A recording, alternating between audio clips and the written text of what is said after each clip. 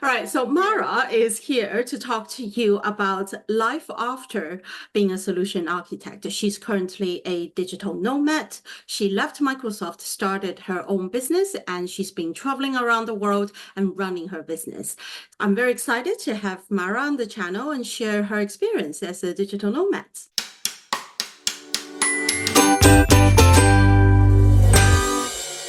Welcome back to Data Leaps. My name is Li Ping. I'm a solution architect. This is the Diary of a Solution Architect.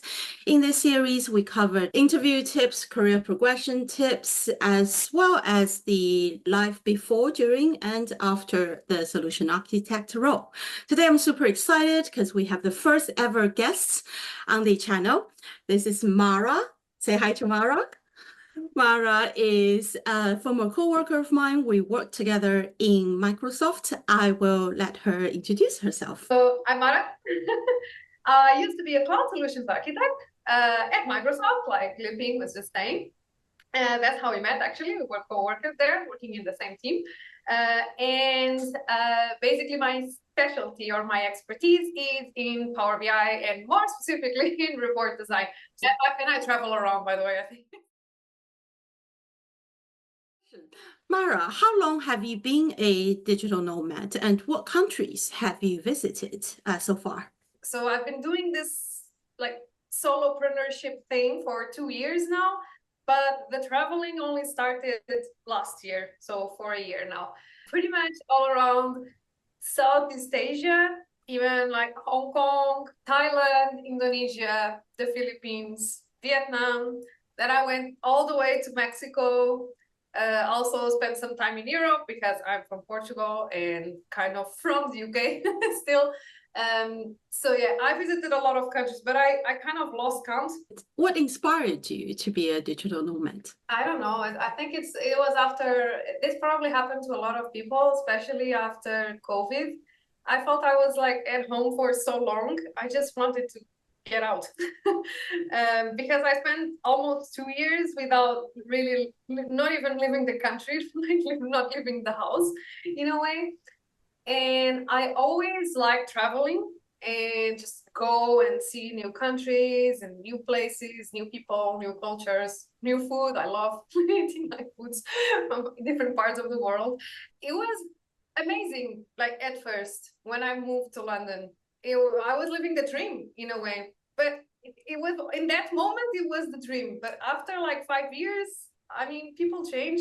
I felt like I'm done with this stage of my life in the city, and I just wanted to have more flexibility to move around and see other places. Why Southeast Asian? I actually kind of did a little experiment before I actually kind of moved out from London, and I always wanted to travel to this side of the world. I don't know, everyone just told me wonders about, like, I don't know, Thailand and Bali, all those places. And I just wanted to see it for myself. But I did kind of an experiment. I didn't just jump into it, like move to the other side of the world in a way. Because I didn't really move because I live everywhere now. But I did an experiment for like 2 months before I actually leave London. So I came here and I was basically just traveling and not really working or anything, but I wanted to get a feel of it. I didn't know if it was going to work for me in a way. So I wanted to not jump into it like blindly. And yeah, in the beginning, I didn't really know if it was going to be a thing that I would like or not, just be traveling around. So I tried it for 2 months. And again, the beaches, the people, the food, and it's the weather on this side of the world, yeah. And the weather is amazing. So I loved everything. So when I went back to London, I was like, I want to have that kind of lifestyle, because that, for me, there was really no point in a way in continuing living in London, because it was, first I was kind of tired of that city by that point, and it was just too expensive. So in my head, it was like, it doesn't make any sense for me to stay here. And because I like this side of the world so much, I just thought, okay, I'm just going back there, basically, when I left London. In a way, we talked about London being expensive and Southeast Asia is relatively cheaper compared to London. So what is your current source of income and how do you sustain your lifestyle? And in the beginning, I've done a bunch of different things, to be honest. I like to do experiments now, like I like to call them. In the beginning, when I started like last year, my biggest source of income was actually selling online courses. But I also did like YouTube, which is another source of income, but not very big, to be honest. And I also do some consulting. But now I'm more focusing on the consulting part again. So it really depends. But yeah, I would say like online courses, YouTube, I sell some templates too. And I also do the consulting for other companies. And that's kind of my main sources of income at the moment. But again, the consulting and the courses are the biggest ones, but it kind of varies depending, yeah, on the timing of the year, basically. I don't know if you started making enough money to sustain your lifestyle and travel straight away, or did you like, I don't know, use your saving for X amount of time before you actually started be making enough money to sustain your lifestyle? So, good question. So, important question for anyone that wants to do something like this. So when I left Microsoft 2 years ago, I was already making some money, like doing kind of mentorship sessions, basically teaching people individually how to do stuff in Power BI. That's what I was doing. But I started liking those online platforms that I don't recommend anyone else, unless you're starting, like Upwork and Fiverr and that kind of stuff. And I just wanted to kind of, again, do an experiment and see if anyone basically would pay me for me to give my like advice and knowledge to them. Like, this is how you, I don't know, import a CSV in Power BI. That's kind of how I started. So when I left Microsoft, I was already making some money. It wasn't really enough to sustain my lifestyle in London.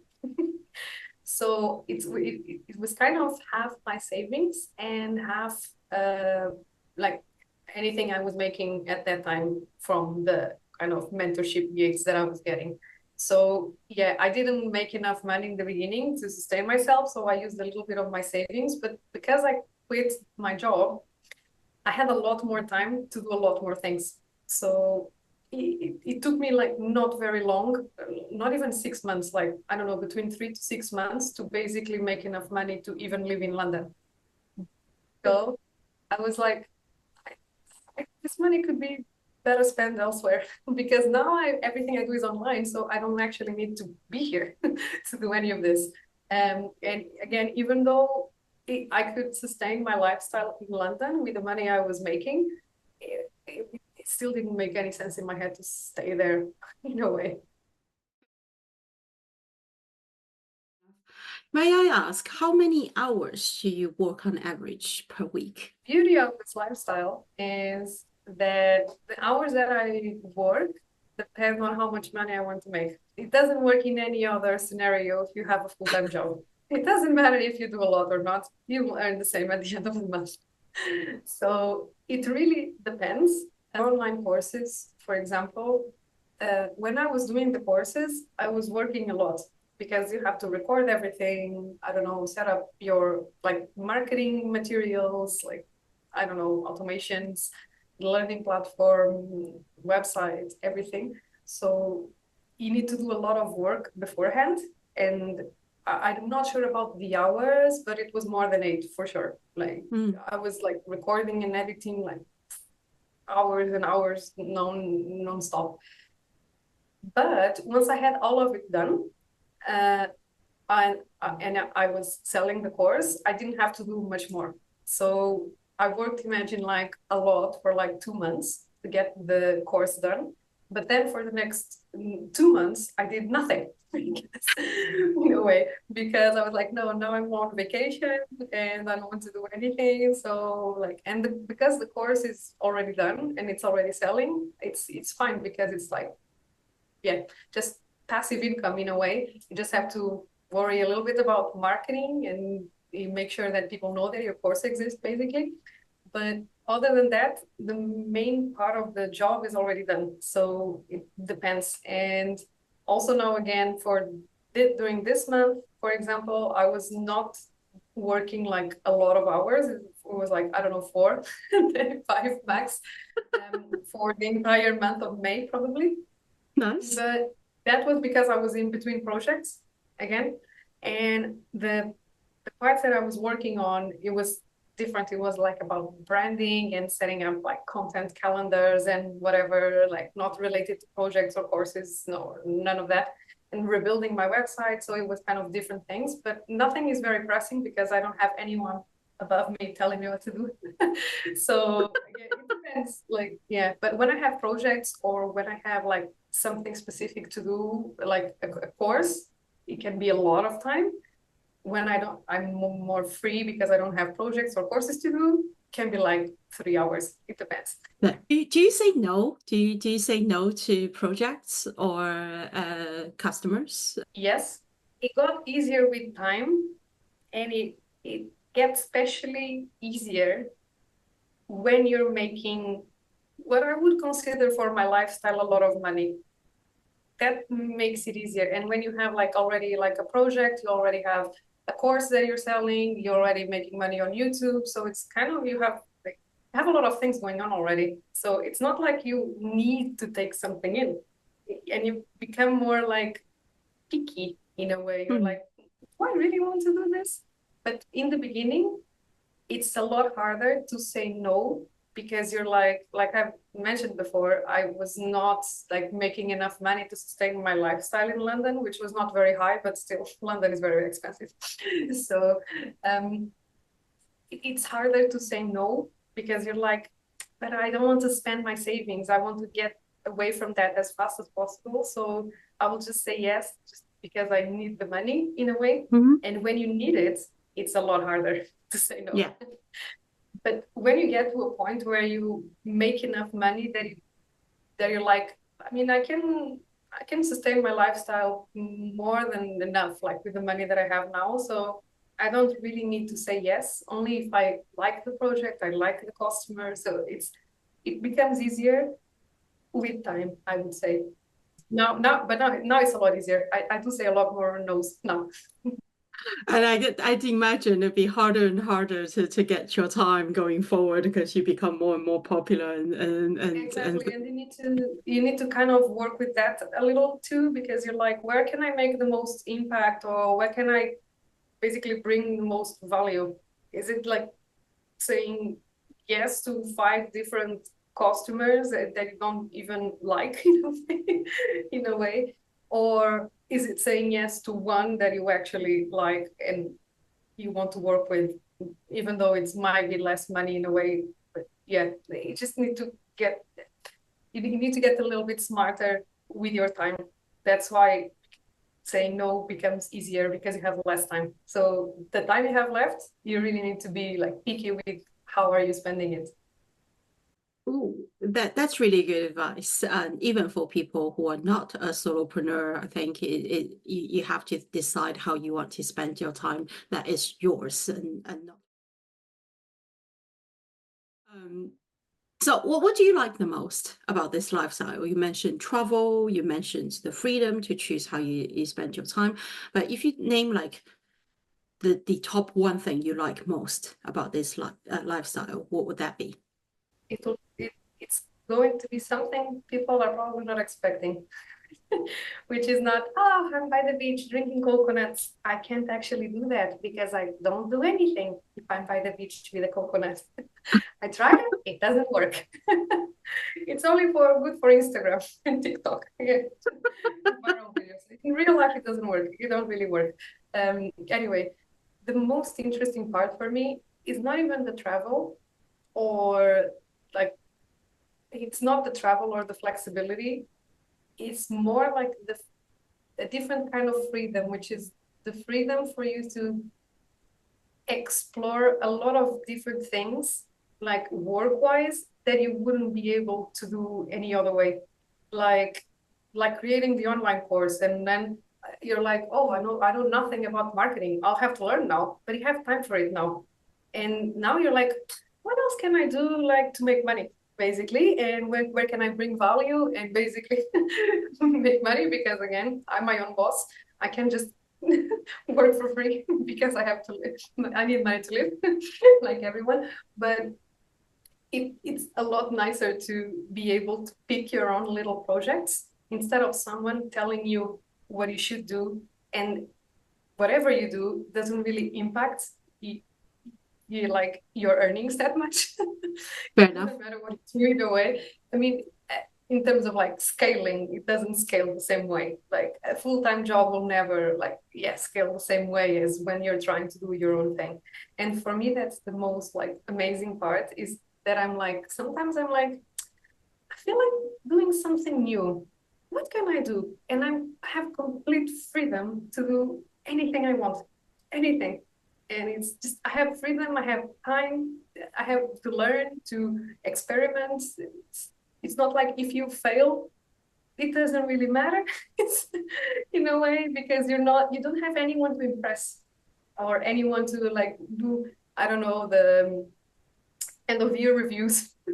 What did you do? No, you don't really have any of that. So you remove all these kind of little things that make you kind of risk averse in a way on experimenting and trying new things. It's like you have a lot of different things going on when you have a full-time job, a lot of people like around you, and you can just do whatever you want, basically.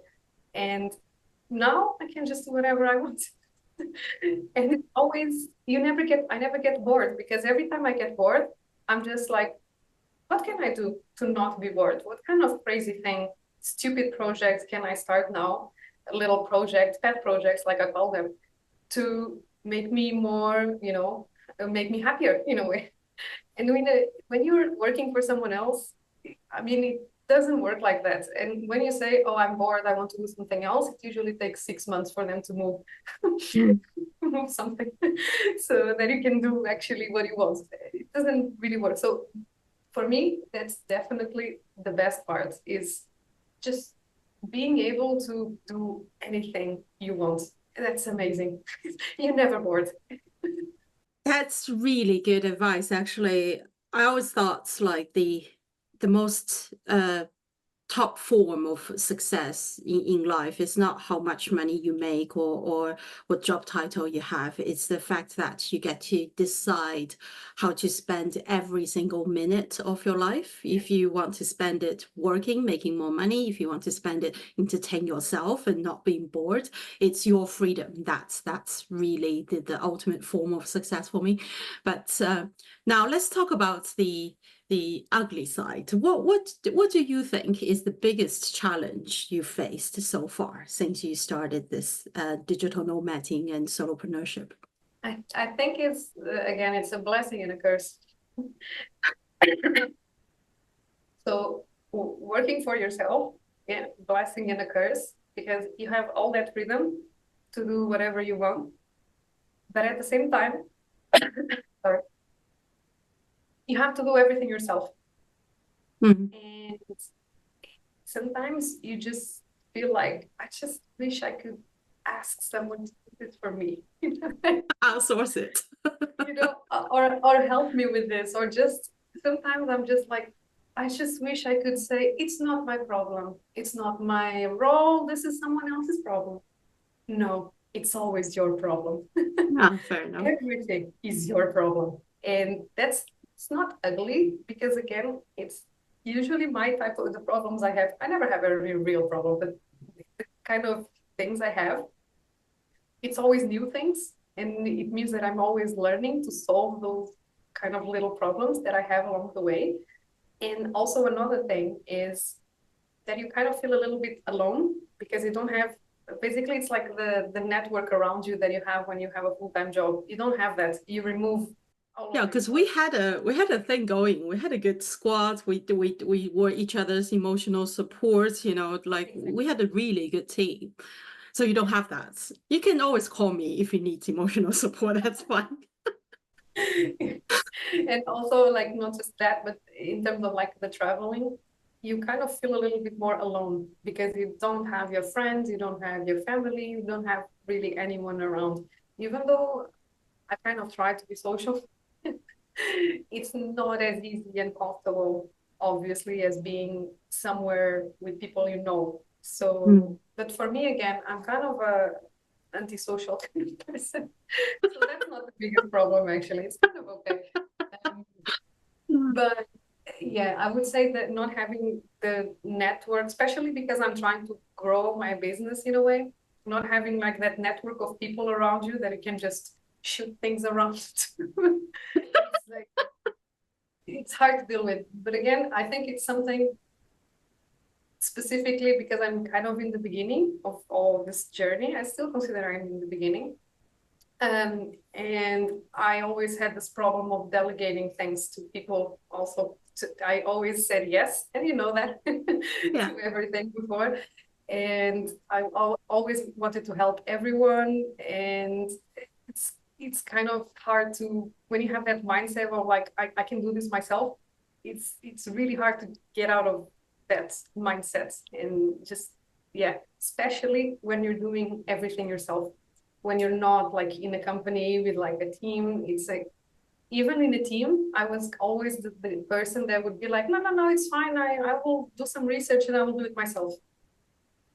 But now, because I have to do so many different things like accounting, video editing, I don't know, well, marketing, I can't just do all of it. And it's really hard to not have like people around you, and especially hard when you're the yes person, which I'm kind of trying to change that. And I changed that a little bit lately in the last few months. It's kind of a new thing. Amazing. I mean, like your videos look so good. It's actually shocking you don't have a video editor because I thought you have the team, like, you know, the guy in the cube guys that's just like edits. Yeah. So everything I've done so far, I've never hired anyone. Like I always did everything myself, even accounting, which is stupid. And I always, because I'm that kind of person who first I say yes to everything. Not anymore now. Again, I'm getting better at that. But also I don't like to just subcontract in a way without understanding kind of the basics of what I need from that person. Hmm. And the best way to understand the basics in my head is to do it myself first. And then I understand the struggles, like how much time does it take, kind of for What skill someone, set? Yeah. yeah, or skill set, exactly. Like, because otherwise I'm like, I want a video editor, but I have no idea, like, about any of it. So he can make like a stupid number and a stupid amount of hours, and I'll be like, whatever, you know. But now I'm like, I know, I kind of know. And the same thing with everything else. I always try to do things myself to kind of understand the basics and then subcontract it to someone else. But again, I'm trying to do that only now because before I was like, I want to do everything myself. Fair enough.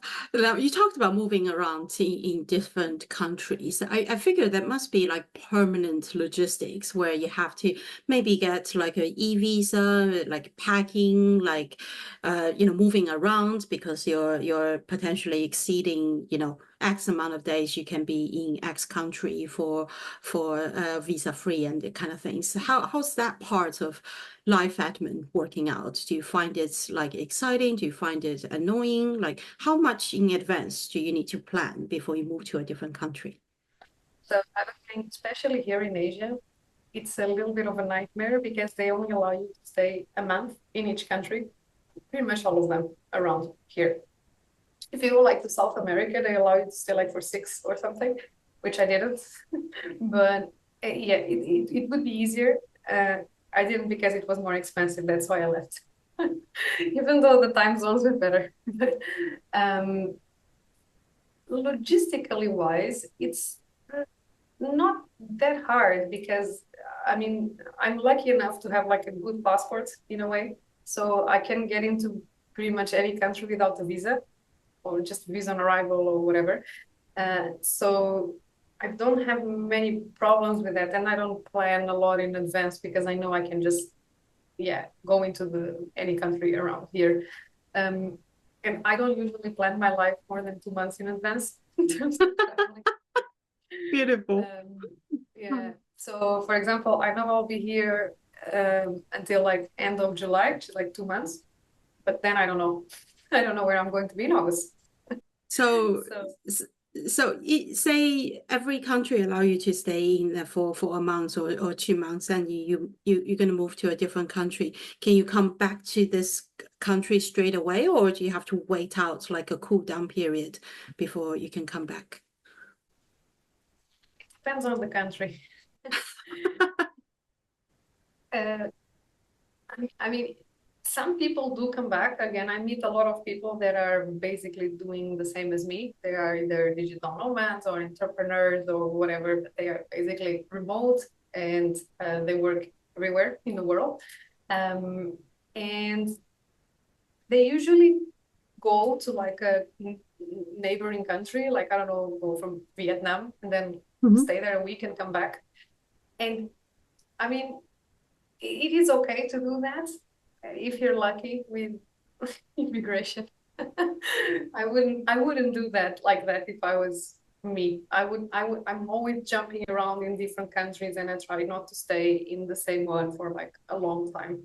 But I know people that try to do that. But for that, you should get like a proper visa, not just, yeah, like a normal, like a proper visa that allows you to basically stay more than a month. Otherwise, it gets like, it's a little bit of a nightmare. Right, so you must travel light, right? Because you're moving around a lot, you're going to different places. What are the top three things you miss about the life you used to have in London/Portugal? Like, like say you would have a, I don't know, external screen that you might not have when you are now traveling, kind of things. Like lifestyle wise, because you're traveling light, you probably have like one suitcase to go around, and you can't fit your kitchen, your living room, your everything into that, suitcase. So I'm just wondering, what are the top three possessions that you miss having? Nothing. Life is not about possessions. Again, this will be stupid. I miss having a blender and a toaster to make toasts. Oh, That's like, yeah, I only miss kitchen appliances. I'll get you a, so we have these like, how do you say, portable blenders now. It's basically a cup and you have a blender built into those. I'll get you one of those next time I see you. Because I'm traveling around, I will probably leave it somewhere because I can't keep, like, yeah, my space is very limited. I have 20 kilos of luggage.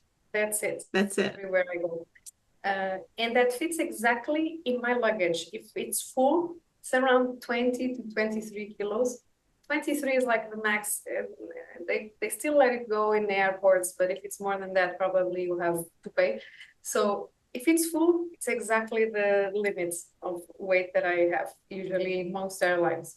So if you give me a blender, I'll have to get rid of something else. That's what I always tell people. It's like every time I buy something, I have to get home and be like, okay, what am I going to get rid of so that this thing can now fit in my luggage? So you learn to be a lot more like minimalistic in a way because you have that limited space and you can't be just buying stuff because you won't be able to carry all that stuff with you anyway. So you have usually your basics and then you have a few more things. But then if you want to buy more things, unless they are really tiny, you always have to think like, for example, shoes. If I want to buy shoes, I'll be like, I need to get rid of something because it fits exactly 2 pairs of shoes, no more. A third one, and I'll have to get rid of one of the others. It's a good thing as well, I guess. Like I live in a flat for 2 years now, and I keep buying things, and I forgot I bought those things, and by the time I leave, it's a surprise, you know. It's a good Have a thing lot to more do boxes. inventories all the time. So yeah, Yeah, cool. you have a lot more boxes when you leave. I had that experience.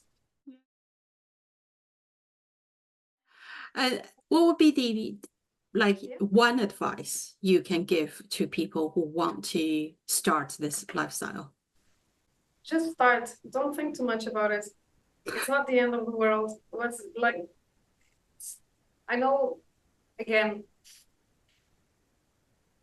just start, but take calculated risks. That's what I always say. I mean, if you have a house to pay, a mortgage, like a mortgage, car to pay, kids, I don't know, like an entire network of things and people that depend on your income to survive in a way, don't just leave everything and I'm just going to quit my job and do whatever. I mean, yeah, if you have savings and if you have a plan, maybe, but still, like, again, depending on you, whatever your life is, life conditions in a way. If you're like me, you don't have kids, you don't even have a plant, it's fine. It's like, what's the worst that can happen? I go back and have an office job, whatever. That's exactly like what I had like 2 years ago. I wouldn't necessarily be going back. I would just start again from the same spot. I think when you think about doing anything like this, you probably are very like, you think like if everything goes wrong, your life will end in a way. But if you think about it objectively, and like if you really think about it, you're like, let's really do like realistically, what's the worst that can happen? So take a leap of faith Everything and will, just start. Yeah. you don't make any money, you don't go anywhere. So what? You can always go back You know? and ask your job back. So Exactly. If they say no, I'm pretty sure you will get another job still. yeah, I mean, is it ideal? No, but life is not ideal. fair enough, fair I enough. wish it was. So That's that's that's my that's advice. very philosophical of you. Do you have any advice for people who are trying to interview as cloud solution architect at Microsoft? Based on my experience, I would say just be yourself. Fair. Because I think that's kind of what got me the job maybe in the first place. Because I don't know, that's the kind of feedback I get from from a lot of people. That I'm kind of very smiley and like, like just a very good vibe and everything. And I just kind of try to do exactly that in the interview, just kind of be myself, always smiling and, just be myself. I don't know how to explain this better. No, I think you're right. I I think think people are, they go very like afraid in a way. Well, it's like this huge big thing. Oh my God, big company and important people. And I don't know. I just went there like, is there just people like normal people like me? I'm just going to be myself.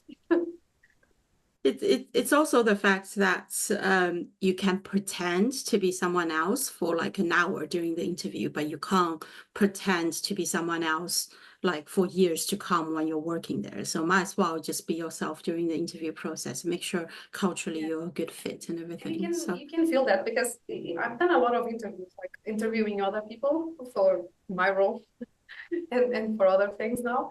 And you can really feel when people are kind of holding themselves back. And as someone who conducts the interview, who is interviewing someone, that's really annoying for me. I mean, I know maybe those people, or most of the times, they're just nervous and they can't control it.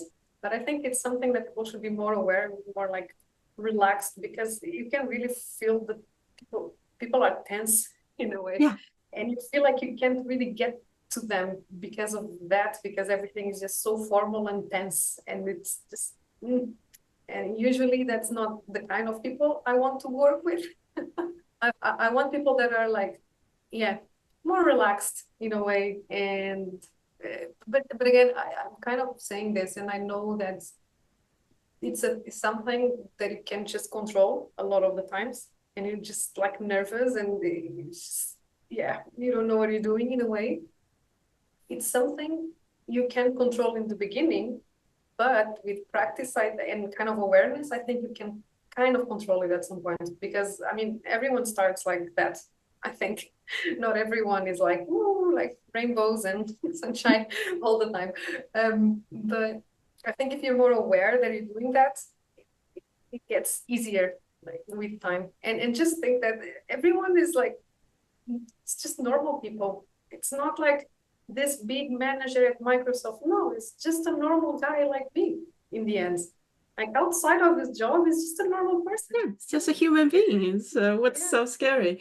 And also, I do think interview is a reflection of how you will do the job, in the sense that if you are nervous and sort of like hold very tight when you're interviewing, meeting a cloud solution architect, how would I expect you to be super relaxed and, you know, super fluent when you are talking with the CIO or CTO of a company, right? Like you have to be able to control your nerves and everything. So yeah, that's really good advice. Last question I have for you. And what advice do you have for people who are trying to learn Power BI, apart from obviously do your trainings and learn from your bootcamp and everything? Do you have any advice for people who are trying to learn Power BI? Okay.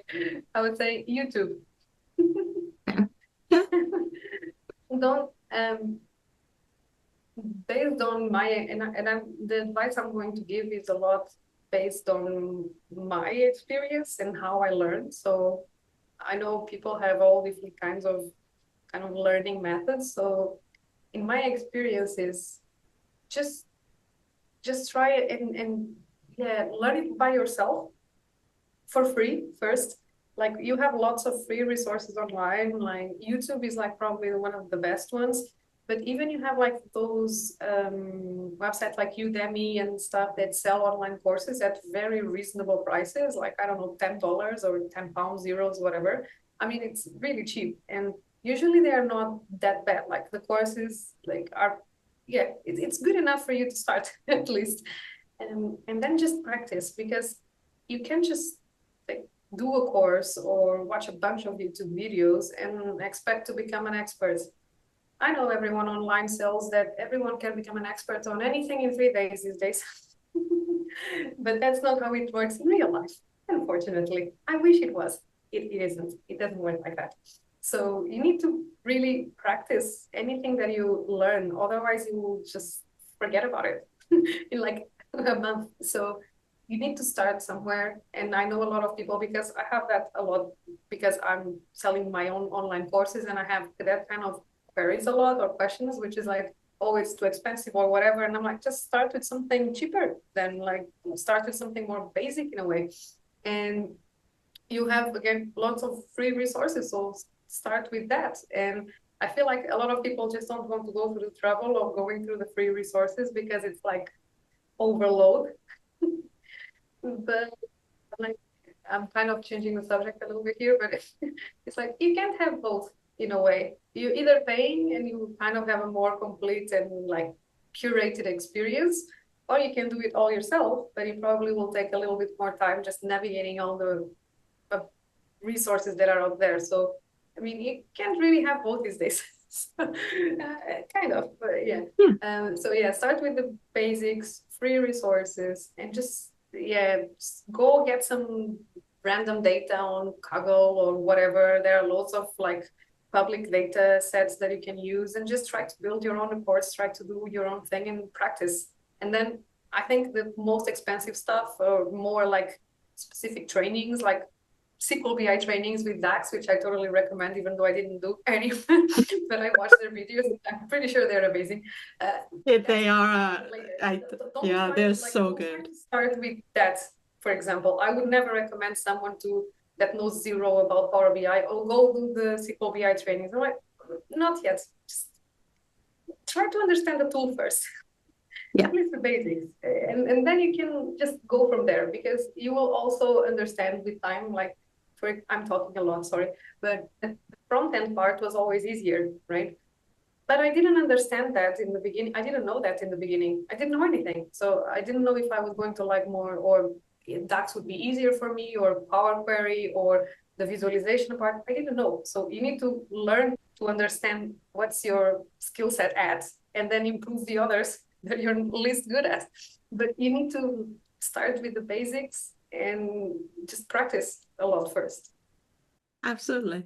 On that note, I'm going to put Mara's YouTube channel as well as website on the screen, so you can either do structured training from her bootcamp, or the free resources that she put out on her YouTube channel. So thank you very much for coming on to Data Leaps. I really, really appreciate your openness and honesty. Thank you for watching Data Leaps. If you think the content is useful, please like and subscribe to the channel. I would really appreciate it.